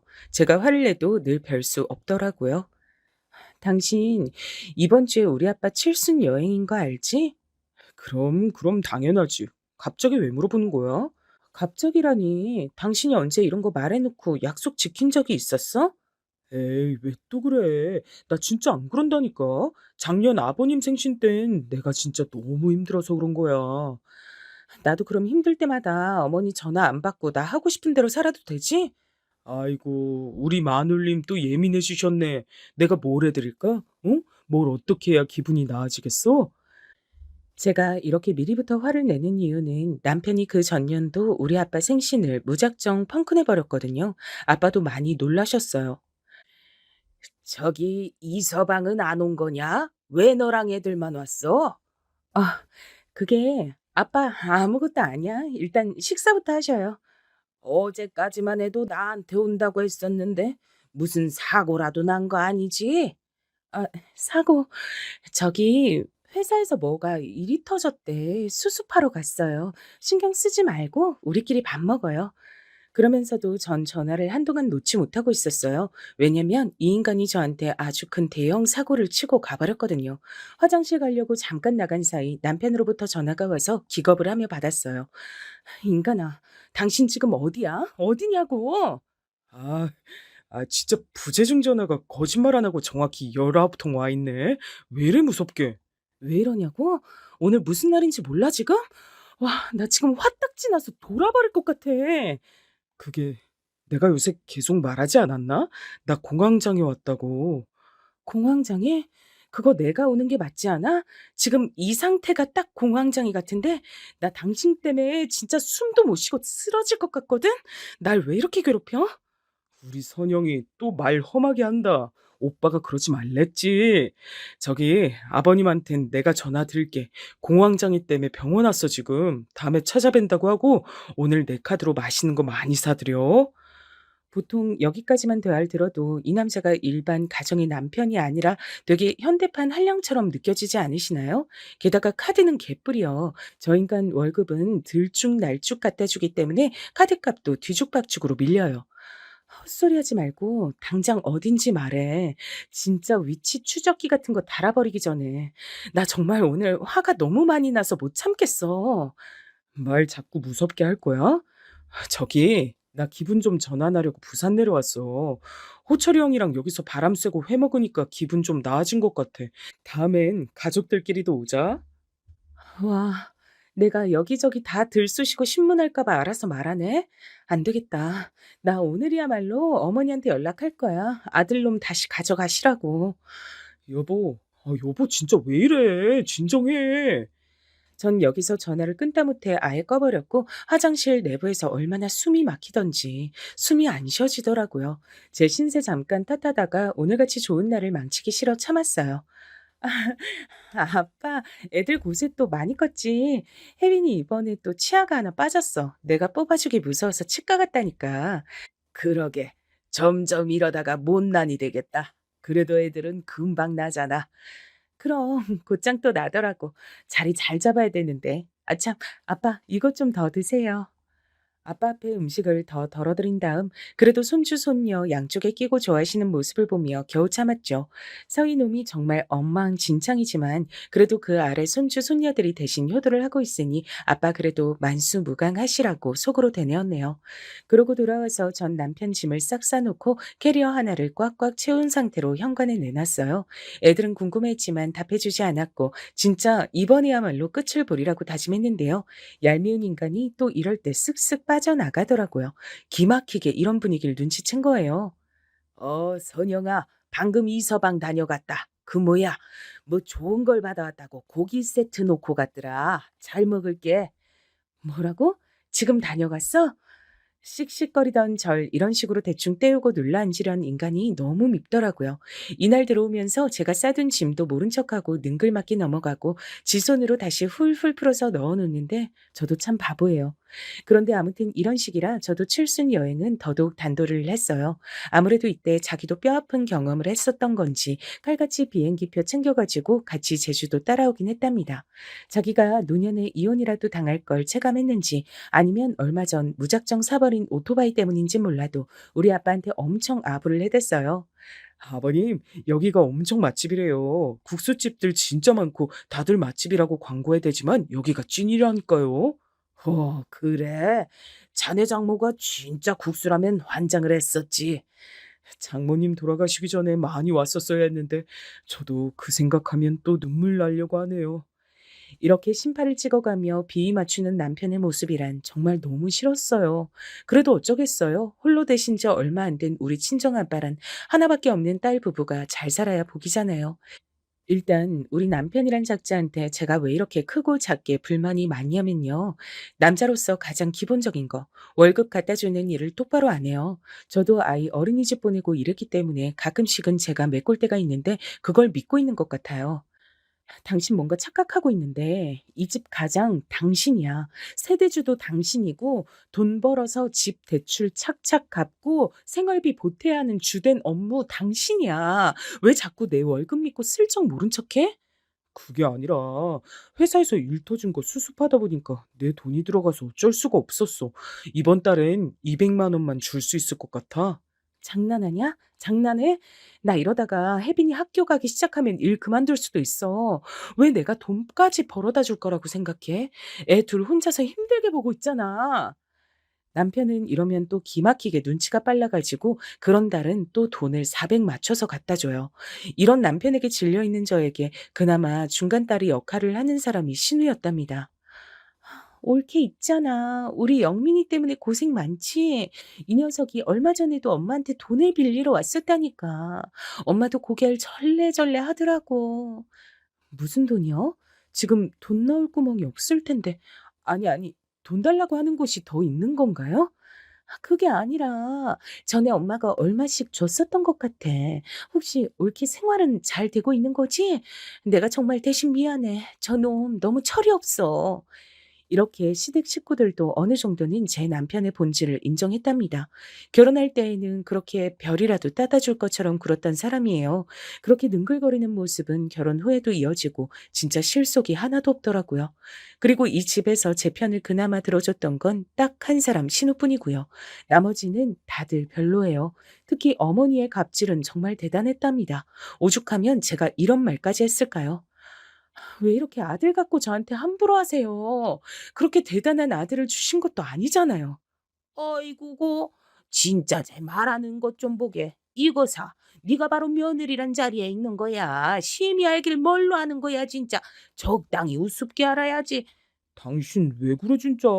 엄마 그러지 마. 곱게 얘기를 해야 이 사람도 시어머니 말을 들을 거 아니야. 자꾸 싸우는 어투로 말을 하니까 일이 안 되지. 그냥 노력하지 마세요, 어머니. 어머니 아들도 우리 집 우습게 보는데 제가 굳이 어머니랑 잘 지낼 필요 있나요? 뭐야, 이걸 진짜 감히 우리 아들을 욕해? 제가 어머니한테 감정이 나쁜 이유는 그렇게 절 불러다가 시댁 잡일을 시키시거든요. 온 김에 좀 이따가 네 신우도 올 거니까 저녁이나 먹자. 거기 냉장고 보면 고기 있고 찬장에 국수도 있어. 네가 국물만 좀 내놓으면 돼. 저희는 이제 집에 가봐야 돼요. 어머니 화장실 청소하고 베란다까지 다 닦느라 저도 팔이 너무 아파서요. 이 사람 이제 집 앞에 다 왔대요. 뭐야? 그럼 우리 아들 이제 집에 왔다는데 들어오기도 못하고 그냥 간단 말이냐? 왔으면 엄마 밥 먹여야지. 됐고 얼른 들어오라 그래. 어머니, 저 진짜 허리 아프고 힘들어서 음식 못해요. 그만 가서 쉬고 싶네요. 무릎도 아프고 서 있질 못하겠어요. 저는 이 정도까지 말하면 어머니가 물러주실 줄 알았지만 끝끝내 고집을 부리시더라고요. 아, 누가 너더러 다 하라고 했냐? 내가 하면 되잖아. 넌 옆에서 그냥 재료만 좀 손질하면 되는 거야. 그럼 우리 아들 이 앞인데 밥도 먹이지 말고 보내라고? 어머니, 그런 말씀이 아니잖아요. 저는 단지 너는 네 하고 싶은 대로 다 하고 살아 좋겠다. 애미한테서 아들도 뺏어가서 못 보게 하고. 아, 이러고 계속 실랑이를 벌이고 애들은 지 아빠 보고 싶다고 하던 차에 남편이 들어온 거예요. 엄마 나왔어. 뭐야 분위기 왜 이래? 아이고, 속 시끄럽고 영 기분이 안 난다. 내가 너 밥해 먹이려고 했는데 네 마누라가 싫다잖냐.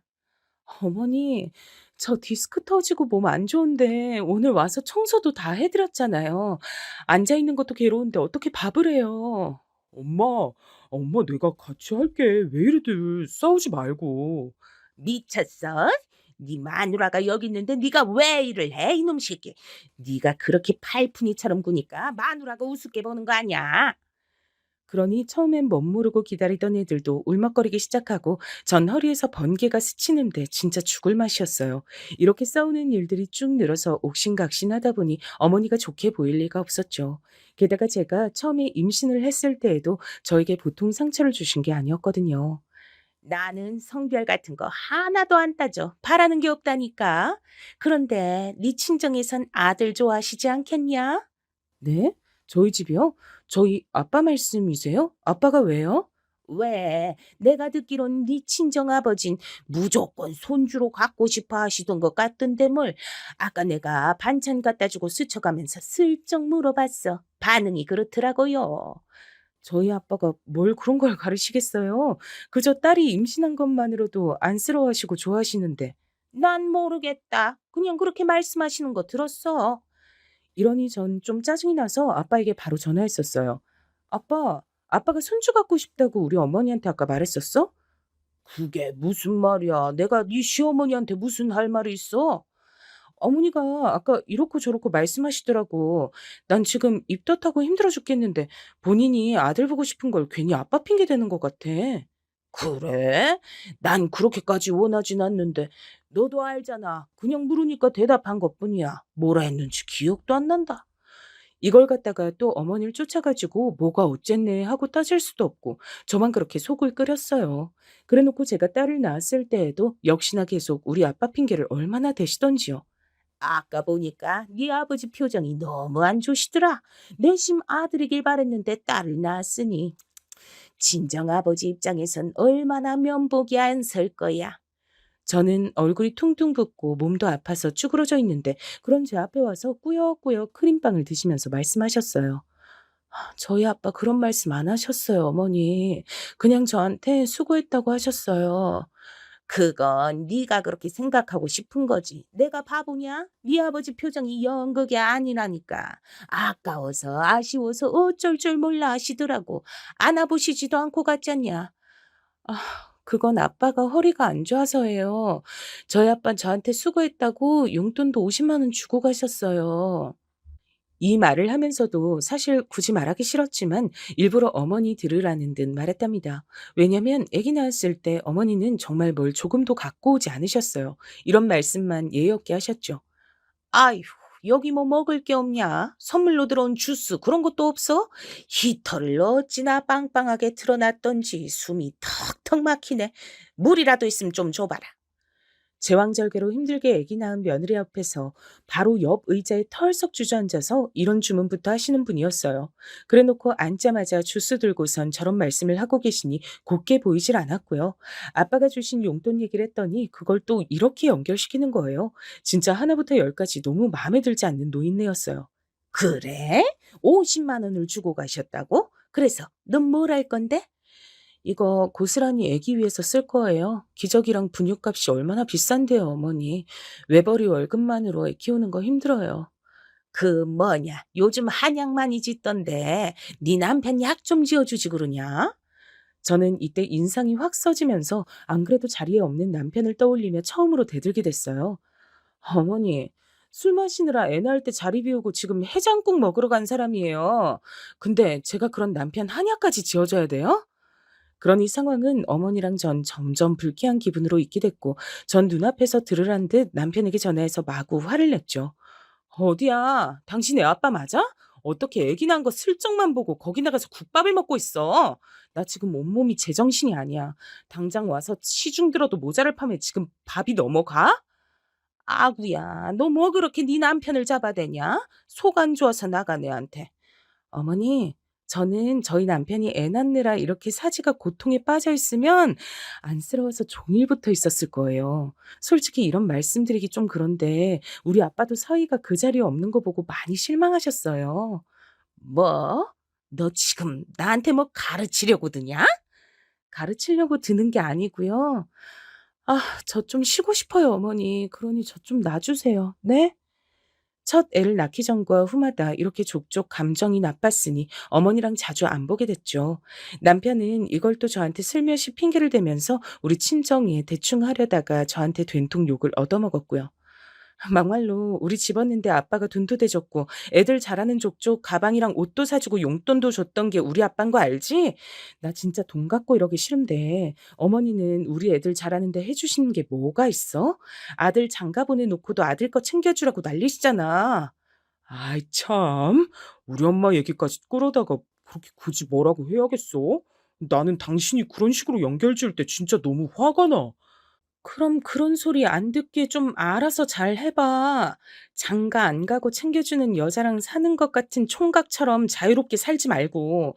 당신이 어딜 봐서 처자식 딸린 사람이야? 네, 오늘에야말로 저 게임기 다 부술 거야. 잠깐 잠깐 가만히 있어봐. 이게 뭐 하자는 거야? 진짜 그거 그대로 안 내려놔? 당신 2배로 갚아줘야 돼? 이렇게 엎치락뒤치락 하면서 남편과 크게 싸움이 벌어졌고, 저도 참 제일 큰 잘못이 이 인간과 살면서 애를 둘이나 낳은 거예요.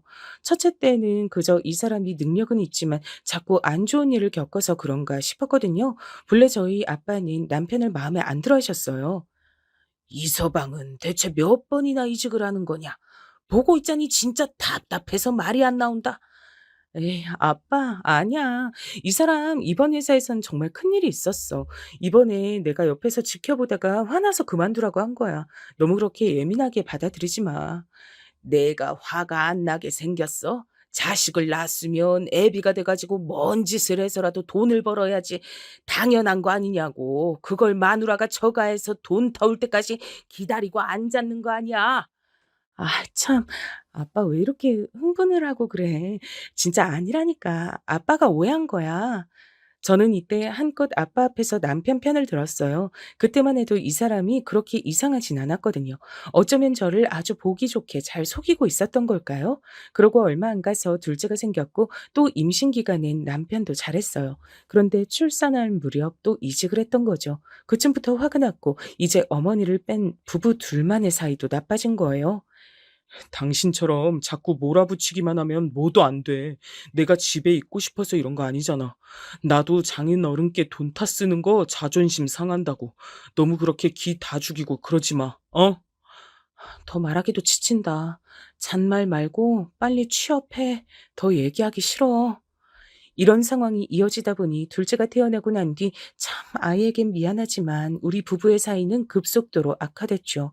사실 분명한 모양새로는 남편이야 저한테 매달렸고 제가 내치고 있는 중이었답니다. 그러니 제가 일선에 빨리 뛰어들 수밖에 없었어요. 우선은 그렇게 진행하던 중에 쭉 부어오던 적금은 무슨 일이 있어도 해약하지 않고 버텼답니다. 아빠가 신신당부하셨거든요. 고생은 지금 니들처럼 젊을 때 하는 거야. 나이 더 먹으면 하고 싶어도 못해. 그러니까 지금부터 먹을 거 안 먹고 더 아껴서라도 적금은 꼭 들어라. 월급의 50%는 반드시 드러내야 돼. 아빠, 말도 안 되는 소리 하지 마. 내가 어떻게 지금 수준의 돈을 그렇게 모아? 하려고 해도 못한다니까. 그럼 너 혜빈이랑 키우면서 노후는 무슨 대책이 있어? 너부터도 아빠가 뭘 해줄 거라고 생각하지 마. 이 서방도 그렇게 입 다물고 돈을 모아버릇해야 정신 차리지. 니들 삶은 니들이 살아야 된다고. 저는 순간적으로 이 말에 눈이 번쩍 들었어요. 틀린 말은 아니었거든요. 우리 부부가 돈이 없기도 했지만 뒷날 대책은 더 없었어요. 저 역시 은연중에 아빠에게 기대고 있는 부분도 있었고요. 알았어. 그래. 별 수 있겠어. 애들 생각해서라도 돈 무조건 입 다물고 모아야지. 아빠는 이 와중에 또 염려가 되셨는지 계속 잔소리를 하셨는데 이게 훗날 제게 피가 되고 살이 될 줄 몰랐어요. 이서방한텐 네가 얼마 버는지 다 오픈하지 마 그냥. 그런 거 말해봤자 좋을 거 다 하나 없겠다. 저렇게 마누라며 처가 믿고 직장 그만둬버리는 녀석은 한번 제대로 쪼들려봐야 돼. 지 딸이랑 아들이 배고프다고 우는 꼴을 봐야 지멋대로 절대 직장 못 그만두지. 이러니 저도 여러모로 참고가 되어 월급을 전부 오픈하진 않았고요. 거기다가 다 같이 적금하는 통장엔 금액을 조금 더 늘려서 넣었어요. 뭐? 그렇게나 많이 어떻게 적금을 들어? 당신 돈 없다고 우는 소리 할 땐 언제고? 돈이 없으니까 더 적금을 들어야 되는 거야. 당신 그 게임기랑 오토바이까지 팔아서 넣으라고는 안 할 테니까 조용히 협조나 해. 그래서 우리가 알고 있는 그 통장 안에선 돈이 조금씩 불어갔죠. 하지만 혹시나 하는 마음으로 저는 비밀번호를 알려주진 않았어요. 왠지 믿음이 안 갔거든요. 언제는 남편이 지나가든 슬쩍 물어봤어요. 맞아. 그 통장에 돈이 좀 모이지 않았어? 거의 한 10억 된 거 아니야? 10억 같은 소리 한다. 10억을 우리가 만져나 보긴 했어? 얼마 안 되는 돈에서 겨우겨우 50%씩 쪼개가며 넣은 거야. 10억까진 아니어도 나이 먹고 애들한테 손 벌리지 않을 만큼은 모았어. 그렇게 넘어가는 것 같았는데요. 이후에 한 사건을 기점으로 제가 완전히 뒤집어지는 일이 발생했어요. 왜냐면 어머니가 길에서 쓰러지셨다는 연락을 받고 남편은 갑자기 청개구리의 삶을 청산하려 들더라고요. 나 정말 우리 엄마한테 잘못하면서 살아온 것 같아. 너무 지은 죄가 많아. 이제 잘하고 싶어. 왜 그런 생각을 진즉 못하고 이제 와서 그래? 당신이 패 끼친 게 어디 어머니뿐이야? 나랑 애들은 안중에도 없고? 남편은 워낙 지멋대로 사는 인간이라 제 말은 그냥 대충 건너뛰고 이렇게 말하더군요. 엄마 좀 돌봐드리고 싶어. 우리 엄마 평생 고생하면서 살아왔다고. 어머니 길에서 쓰러지신 게 아니고 빗물에 미끄러지신 거래. 좀 전에 잘 계신다고 연락 왔어. 그게 뭐? 그건 그럼 다친 것도 아니야? 당신은 내가 장인어른 안 챙긴다고 뭐라 하더니 이런 건 진짜 야박하네. 꼭 그렇게 말을 해야 돼? 그런 뜻은 아니라니까. 당신이 갑자기 안 하던 짓 하려고 되니까 불안해서 그러지. 그러던 남편은 괜히 씩씩거리면서 저에게 죄책감을 들게 만들더니 기어이 사고를 쳤어요. 앞서 제가 한번 언급했었던 우리 집에서 그렇게 금고마냥 쭉 놔둔 적금 말이에요. 글쎄 이걸 남편이 건드린 거예요. 솔직히 이게 인간이 맞나요? 짐승이 아닌가 싶을 정도예요. 전 한동안 그쪽을 열어보지 않았다가 알게 됐고 이것도 계기가 있었답니다. 잠깐만, 내가 잘못 로그인했나? 왜 잔액이 2만 얼마뿐이지? 컴퓨터 화면을 재차 다시 응시해봐도 제가 적금 일합시고 쭉 틀어놓고 확인했던 내역이 보이질 않았어요. 암만 해도 이상하다 싶어서 몇 번이나 체크를 해봤는데 인터넷 검색과 은행 문의와 여러 가지를 통틀어 본 결과 제가 10년 만기로 들어두었던 그 적금은 그간 쌓인 이자들과 함께 증발해버린 거예요. 세상에, 이건 이런 짓은 할 건... 저는 이때 안 그래도 집에 잘 안 들어오지만 요 근래 유독 안 들어오고 연락도 없던 남편에게 전화를 했는데요. 역시나 연결이 안 됐어요. 진짜 미치고 팔짝 뛸 것 같아서 어머니에게 전화를 걸었고 어머니도 한참 뒤에 받으시대요. 왜 그래? 나 지금 여기 근교에 나와 있다. 아참, 안 그래도 전화를 하려고는 했었는데. 어머니, 이 사람 연락되세요? 이 인간 진짜 미쳤어요. 저 신고할 거예요. 가만 못 둬요, 정말. 얘는 이게 무슨 소리야? 저는 정신없이 혀가 막 입천장에 들러붙는 중에 힘겹게 말했어요. 인간이 우리 적금을 들고 튀었다고요. 거기 얼마가 들어있는데 세상에. 뭐야? 아니, 저기 잠깐만 있어봐. 전화 바꿔줄 테니까. 너 이리 와서 전화 좀 받아라. 저는 이때 눈이 휘둥그레지면서 정말 제 머리 위로 뭔가 물음표라도 솟아오른 느낌이었어요. 어머니가 바꿔준 전화 속 주인공은 다름 아닌 남편이었거든요. 여보세요? 아니, 왜 이렇게 시끄럽게 그래? 너, 야, 야! 아이, 참, 귀청 떨어지겠어. 다시 말해봐봐. 왜 그러는데? 너, 내 돈 갖고 튀었잖아. 지금 어디야? 당장 겨나와. 아, 진짜 여보, 이러지 좀 마라. 튀다니 무슨 말을 그렇게 저급하게 해? 그리고 이게 어떻게 당신 돈이기만 해? 내 돈이라니 진짜 서운하네. 나도 여기 보탰잖아. 잠깐, 나 숨 좀 쉬고. 이게 말이 되니 너? 여기 어디에 네 지분이 있어? 있어봤자 20%도 안 될걸? 너 이 돈 갖고 뭐 했어? 어디 해외라도 튄 줄 알았어. 나 지금 쓰러지기 직전이라고! 그러자 남편은 갑자기 전화하는 환경이 좀 바뀌는 것 같더니 어디 밀실 같은 곳으로 들어갔는지 전화가 울리더군요. 그게 저기 말이야. 상황이 이래 됐는데 내가 전부터 말했잖아. 엄마한테 잘하고 싶다고. 당신도 알다시피 우리 엄마가 요즘 결론만 말해. 나 지금 가타부터 들을 정신이 못 되거든. 빨리 말해. 그러자 남편은 정말 듣고도 못 믿을, 아니, 거짓말이라고 믿고 싶을 말을 하는 거예요. 그게 저기 있잖아. 여기 이 동네에 엄마 아버지 계실 곳을 좀 만들어 봤어. 전 여기서 정말 천둥 번개를 모조리 다 몰아서 얻어맞은 기분이었어요. 안 그러신가요? 제 머리 위로 대체 뭐가 내리친 건지 어쩌다가 이런 소리를 듣게 된 걸까요? 그게 뭐야? 두 분 계실 곳? 그 동네에 거기 뭐가 있어? 전철도 없는, 아니, 그게 중요한 게 아니고 그게 뭔 말인데? 그니까 엄마 아버지 둘 다 몸도 안 좋고 계실 곳이 필요해서. 두 분이 계실 곳이 없어서 지금 그렇게 말하는 거야? 어? 아니, 그게, 그래서 어디야? 빨리 주소 찍어. 우선은 저도 이때 정신없이 아는 이웃 엄마한테 애들 픽업을 부탁한 다음 엄청나게 밟아가며 운전하고 달려갔어요. 가는 동안 별 생각이 다 들더라고요. 남편에게 공인 인증서 번호를 알려준 적이 없는데 어찌 알았을까 싶었는데 암만 해도 이것저것 다 눌러본 것 같아요. 보통 비밀번호 길게 들어가는 건 큰아이 생년월일로 통일을 받거든요. 그리고 그 주소지에 도착한 저는 정말이지 기겁할 수밖에 없었어요. 남편은 제 옆에서 땀을 뻘뻘 흘려가며 설명을 해줬는데 무슨 조립형이라는 호화 전원주택이 거기 있더라고요. 아, 당신 왔어? 요즘은 이렇게 조립형으로 다 만들어진 게 있어서 공사 기간이 오래 안 걸리고 번거롭지가 않거든. 그리고 돈 다시 토해내. 여, 여보, 두 번 말하게 하지 마. 돈 토해내라고. 이거 어떻게 모은 돈인데 내가 지금 부부라고 다 참을 줄 아나 보지 당신? 여보, 그래서 내가 설명을 하잖아. 엄마 아버지 진짜 잘 모시고 싶어드려서 이렇게 한 거고, 지금 사시는 집은 팔아서 돈을 받으면 내가 어느 정도는 지금 당장 정리해서 이번 주 안에 돈 돌려내. 주지 않으면 나 가만 안 있을 거야. 아니, 왜 이렇게 시끄러워?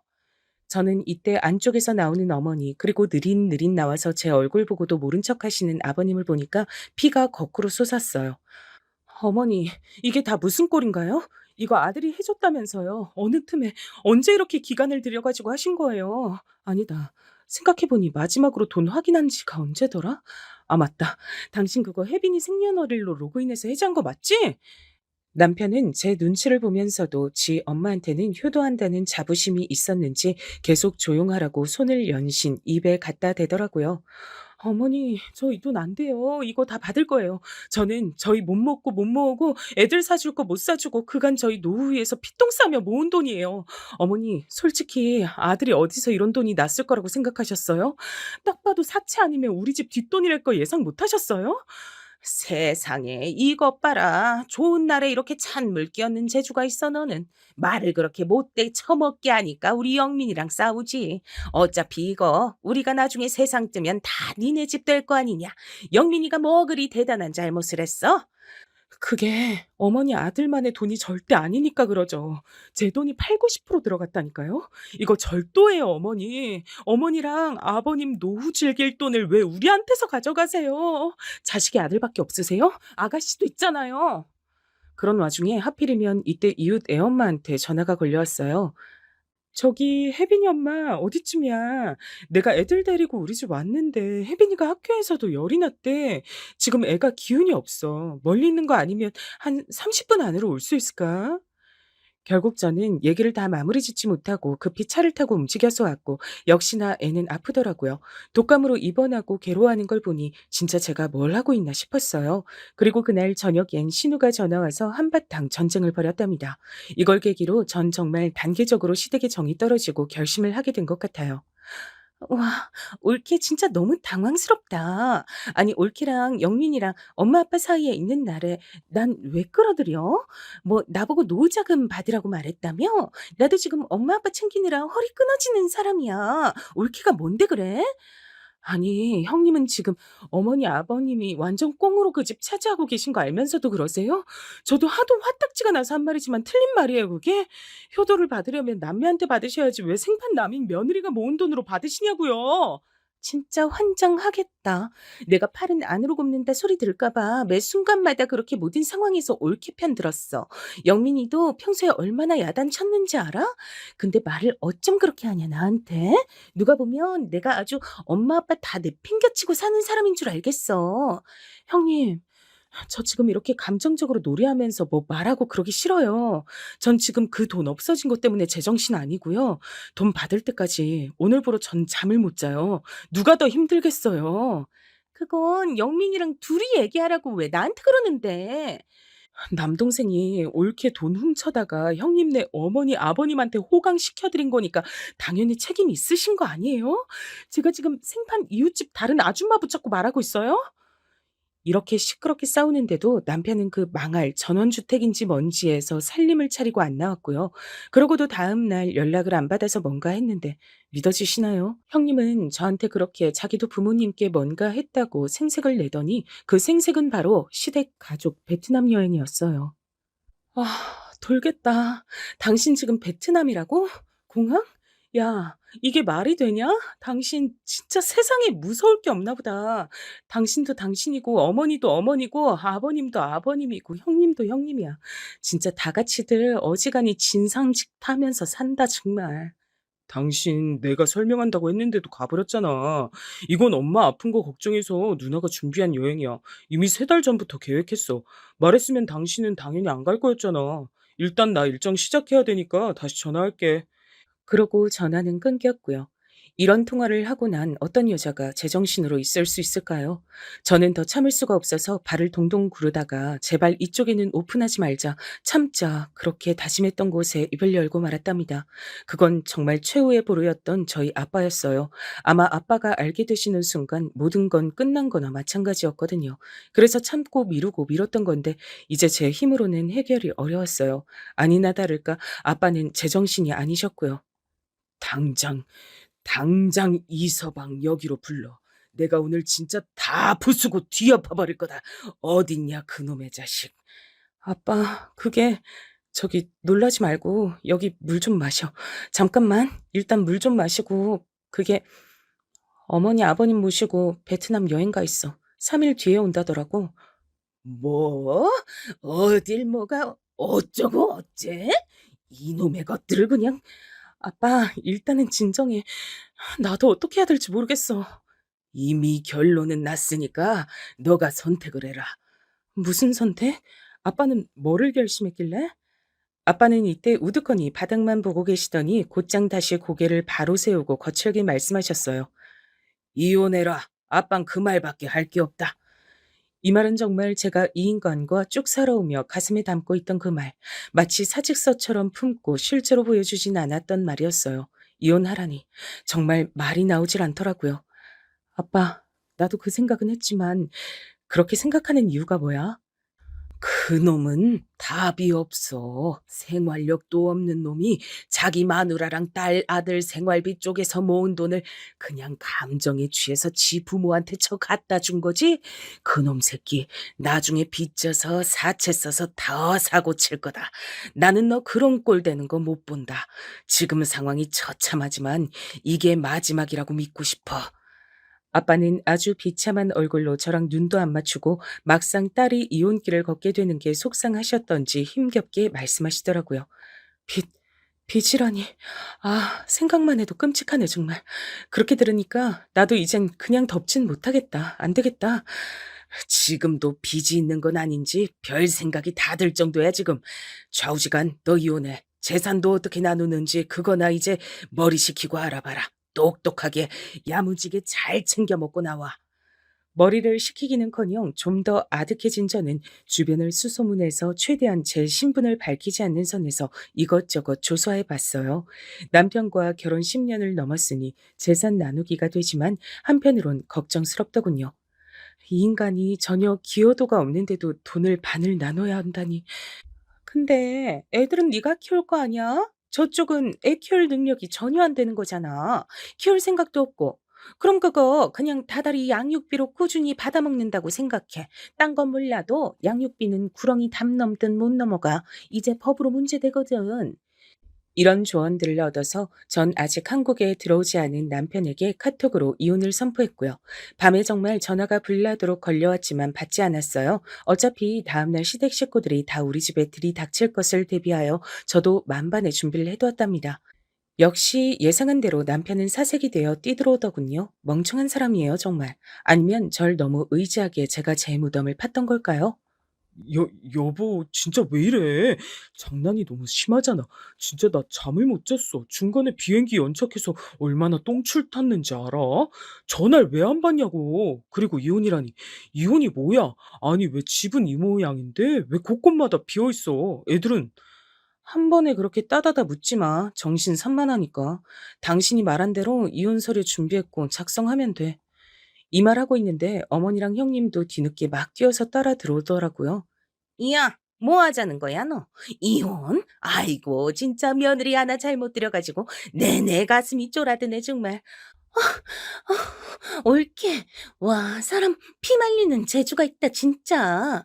내가 여행 가기 전에 그렇게 말했는데도 말귀를 못 알아먹었어? 옳게 왜 이렇게 사람을 괴롭혀, 정말. 부모님 모시고 여행 간다는 사람한테 이혼 통보가 말이 돼? 그러니 저도 우뚝 일어서서 팔짱을 끼고 말했어요. 어머니, 자꾸 그렇게 들어눕고 아프다고 그러지 마세요. 그러니까 아들이 남의 돈 갖다가 표면한 효도한다시고 헛짓하잖아요. 넉넉하지도 않고 가끔 아들이 본인한테 와서 생활비도 빌려갈 정도인데 10년치 적금 해지하고 전원주택 지어준다는 걸 그냥 꿀꺽 드셨어요? 이게 말이 돼요? 뭐? 아이고, 아이고야. 아이고, 가슴이야. 예, 영민아, 나 죽겠다, 진짜. 그런 놀이는 이제 그만 적당히 좀 하세요. 하나도 안 먹히거든요. 전 이혼 결심했고 그 전원 주택인지 뭔지 팔아서 재산 나누셔야 할 거예요. 너 말 더 해봐. 이런 못된 것 같은 이라고. 여보, 이걸 팔라니. 아니, 한 번에 갑자기 이렇게 사람을 몰아붙이는 게 어딨냐고. 저는 그들이 널브러져 있는 곳 위로 이혼 서류를 푹 던졌고요. 더 말하기도 짜증나지만 이렇게 던졌어요. 진짜 끝까지 사과 한마디 없이 본인들 입장밖에 말할 줄을 모르네. 그러니까 나도 내 할 말만 해야겠다. 뭐 끝이 안 나겠네. 남의 돈 꿀꺽 해놓고 못 주겠다 이거지?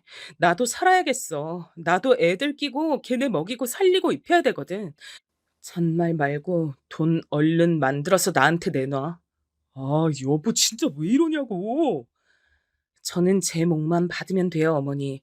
아버님이랑 그 주택인지 뭔지 계속 엉덩이 붙이고 살고 싶으시면 우선은 팔고 다른 길 알아보세요. 폐지를 주시든지 뭐든 해서 스스로 돈 벌어서 얻을 생각하시고 이렇게 중간에서 아들이랑 편먹고 훔쳐가는 건 아니에요, 진짜. 여기에 달려들고 뭐라 하려는 시모를 막아서고 전 꿋꿋하게 말했어요. 참고로 이 사람 절대 우리 애들 같이 끼고 키울 수 있는 능력 못 되는 거 아시죠? 생활비 그간 계속 안 줘서 제가 일하면서 메꿨어요. 몇 번 주기도 했는데 뒤로 어디다 쓰고 다니는지 알려주지도 않고 애 아빠 자격도 없는 인간인데요. 이러니 신우도 여기서 더 뭐라 하지 못하고 자기 남동생을 흘기 쳐다보더라고요. 그나마 이중 정상적인 편이고 똑똑하게 저에게 따지려면 모든 상황을 파악했어야 했으니까요. 듣다 보니 어지간히 할 말이 없었는지 한숨을 푹푹 쉬어댔어요. 그런 주제에 3억 가까운 돈을 저한테 상의도 없이 낼름 훔쳐간 거예요. 어머니, 솔직히 지금 저한테 몇 번을 빌고 비셔도 모자랄 판에 자꾸 이렇게 죗값 늘리실래요? 여기서 더 깊게 파고들면 결국 엉망진창되는 건 어머니, 아버님이랑 남편이에요. 이쯤에서 제가 그냥 좋게 이혼하고 정리하려는 거고요. 일 더 복잡하게 만들지 마세요. 이렇게 통보를 했건만 진짜 우리 시댁은 애지간한 인간들이 아니었어요. 그러고 친정에 가 있는 저에게 다음 날 신우가 웬 사진만 띡 보내놨더라고요. 그 안엔 어머니가 병원에 입원해서 링기를 꽂고 있었고 뭐 그렇게 깊은 시름이 있는지 얼굴을 손으로 가리고 있더라고요. 뭐 어쩌라고 저한테 이런 걸 보내세요? 올케 때문에 우리 엄마 몸져 누웠다고 탓이라도 하고 싶어서 그러시는 거죠? 진짜 적당히 쇼를 하세요. 돈 조금이라도 적게 주려고. 아니면 은근슬쩍 이혼은 틀어막으려고 그러시는 거죠? 그래서 저 더 부려먹고 뜯어내야 되니까요. 맞아요? 이 말에 신우는 할 말이 없었는지 기가 찼는지 몰라도 제가 맞받아친 말을 읽고 답은 안 하더군요. 결국 저는 굽히지 않고 꿋꿋하게 이혼 진행을 했어요. 남편은 끝까지 불응하고 고집을 피워댔고 소송까지 가자는 제 말을 무시하더니요. 제가 얼마나 우습게 보였으면 우리 친정 앞까지 쫓아왔을까요? 선영아, 여보 나왔어. 잠깐 얘기 좀 하자. 장인어른도 계시지? 누나도 당신이랑 얘기가 좀 하고 싶다고 해서 문 좀 열어줄 수 있어? 아빠는 제가 이렇게 전화를 받고 황당해하는 걸 보고 더 놀라셔선 곧장 문을 열어 제끼셨어요. 너 이놈 자식, 그냥 내 눈에 안 담고 곱게 이혼시키는 걸로 끝내려고 했더니 제발로 걸어 들어와. 너 잘 걸렸다. 이리 들어와, 이리 들어와. 아빠는 그 길로 남편을 붙들고 그간 쌓여있던 한을 풀려는 듯 이리 붙잡고 저리 붙잡고 물리적인 행동을 하시는 통에 조금 지켜보던 저는 이건 안 되겠다 싶어 말렸어요. 아빠, 이렇게 풀면 나중에 불리해. 나 곱게 이혼하고 싶어. 그냥 내보내자. 뭐라고? 이놈의 자식을 그냥 진짜. 이때 뒤에서 지켜보던 신우는 말리려고 뛰어들었고 저 설득하러 왔다가 우리 아빠 불같은 성질을 보고 깨갱했죠. 그냥 그 길로 후다닥 도망 나가더라고요. 이렇게 아주 고루하고 힘겨운 과정들을 지나서 결국 우리는 모든 상황을 정리하게 됐고요. 이혼하고 재산을 반으로 나누고 양육비에 대해서도 가차없이 정리를 했어요. 양육비를 이제껏 생활비 주듯이 굴면 애들 못 보게 하는 걸로 안 끝나. 답답하고 지옥 같은 제 2의 인생을 살게 해줄 테니까 명심해. 본인이 뭔 짓을 저질렀는지 뼈저리게 느끼면서 살아. 남편은 여전히 절 어떻게든 구슬리면 될 줄 알았는지 늘어졌지만 전 쳐냈고요. 이제 이혼하고 시간이 겨우 조금 지나 안정이 됐어요. 애들 못 보면 큰일 나는 줄 아는 어머니가 이럴 땐 도움이 되더라고요. 마무리에 제가 하도 윽박질러 내서 그런지 어찌됐건 애들 양육비는 꾸준하게 들어오고 있어요. 그 전원 주택도 팔아버리고 뭐 했는지 몰라도 적금 그대로 돌려받았고요. 같이 넷이 살던 집도 팔아서 반 똑바로 나눴네요. 사실 그것도 그놈 자식 돈이 얼마나 들어가 있냐? 그걸 반이랍시고 지가 뭔 기여도가 있어서 가져가는지 모르겠다만 덕분에 그렇게 생활력 없던 인간이 지금 꼬박꼬박 양육비 주고 있잖아. 내가 볼 땐 그거 깨서 주고 있는 것 같아. 난 이제 그 인간은 신경 끌 거야. 애들한테만 집중하려고. 전 여러모로 마음에 유혹이 있었지만 끊어내고 친정 아빠랑 같이 살지 않고 근처에 따로 집을 얻는 쪽을 택했어요. 그렇게 가까이 얻을 거면 같이 살면서 돈 절약하는 게 낫지 않냐? 그래도 내 명의로 조그만 집도 있고 자꾸 기댈 데가 없다고 생각해야 나도 더 악착같이 벌어서 애들 잘 키우고 살 수 있을 것 같아. 그나마 아빠가 그간 냉정하게 야단 쳐준 덕에 그 10년 만기 적금도 모으고 했던 거거든. 아빠 딸 열심히 해볼 테니까 응원만 해줘요. 그리하여 전 아이들 학교 보내고 어린이집 보내가면서 정말 바쁘게 살고 있어요. 애들도 처음엔 힘들어했지만 가까이에 외할아버지가 계시기도 하고 원체 지들 아빠랑 싸운 정이 없어서 그런지 몰라도 조금씩 받아들이더군요. 좌우지간 이제 워킹맘이자 싱글맘이 되었으나 힘내보려고 합니다. 언젠간 좋은 날이 오겠죠. 그럼 모두 감사합니다.